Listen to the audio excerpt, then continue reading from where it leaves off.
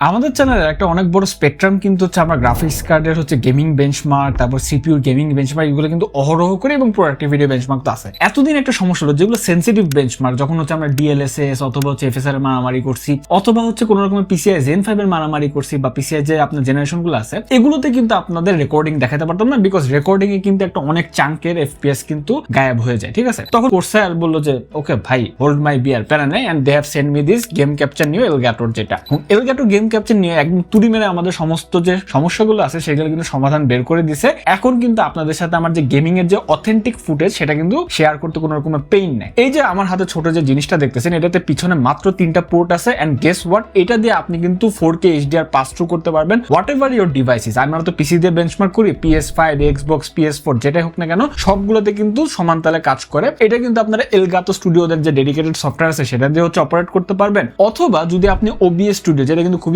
Popular, সেটা দিয়ে করতে চান সেটাও করতে পারবেন। এখন কিন্তু তাহলে আমাদের জন্য জিনিসপাতি খুব সোজা হয়ে গেল। আমরা এখানে 4K HDR বা 4K গেমিং পর্যন্ত এখানে পাস থ্রু করতে পারবো। সাথে সাথে কিন্তু 1080p যে 60 FPS এর আউটপুট, সেটা একদম আপনাদেরকে ভিডিওতে অথেন্টিক FPS ফুটেজ সহ দেখাতে পারবো। সো গ্রেট জব, কোর্সারকে একটা থ্যাংক ইউ দিতে হবে, শাউট আউটও দিতে হবে যে তারা আমাদের একটা অনেক বড় হ্যাসেল বাঁচিয়ে দিয়েছে। That's it. এবং এটা একটা গ্রেট ডিভাইস, 12,000 টাকা দাম, আর একটু কম হলে ভালো। So good bye.